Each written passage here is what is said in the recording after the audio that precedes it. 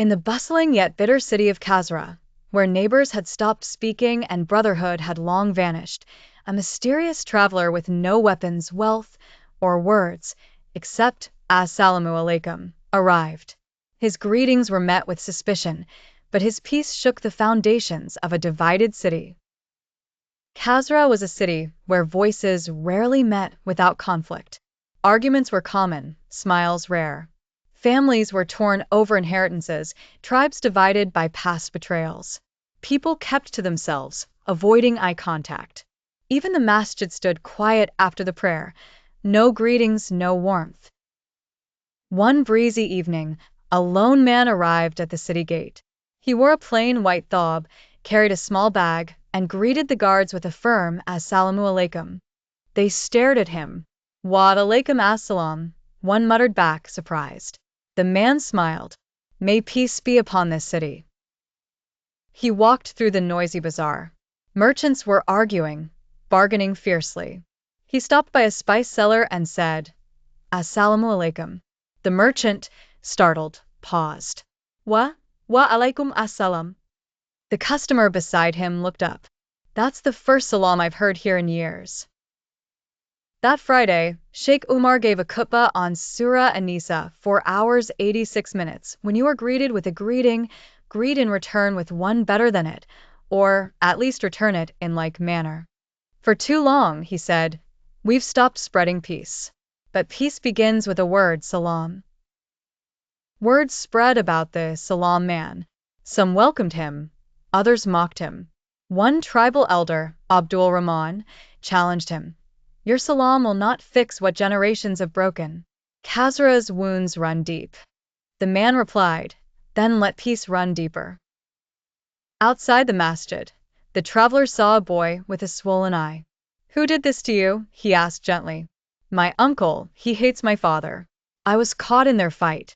The man knelt. Let me greet you with peace. He raised his hand, gently touched the boy's head, and said, As-salamu Alaikum. 2 cousins were shouting over a boundary wall. The traveler stood between them. Before you continue, will you return my salam? They paused. Salam? He smiled. As-salamu Alaikum wa rahmatullah wa barakatuh. They exchanged glances, then slowly said, Wa alaikum as-salam wa rahmatullah wa barakatuh. The traveler and Sheikh Umar finally sat for tea. Who are you? Asked the Imam. I am no one special, but I carry the greeting of our Prophet, who taught that a smile and a salam can soften the hardest hearts. Sheikh Umar nodded. You remind me of Medina in its earliest days. In an alley, the man met a girl selling dates. As-salamu Alaikum, daughter. I'm not anyone's daughter, she said. I'm an orphan. You are the daughter of Adam, beloved by Allah. Her eyes lit up. Every salam is a prayer of protection, he said. You deserve 10 every day. The Eid moon was sighted. The traveler went door to door. Eid Mubarak. As-salamu Alaikum. Children followed him, laughing and mimicking his greetings. He encouraged neighbors to greet one another. Soon, homes opened their doors, sweets were exchanged, old feuds forgotten for a day of peace. A rich merchant, Al-Hakim, invited the traveler to dinner. I've gained much wealth, but no rest, he said. Do you greet your servants with salam? The traveler asked. Al-Hakim frowned. Why should I? Because the Prophet did. Start with peace, and watch your heart change.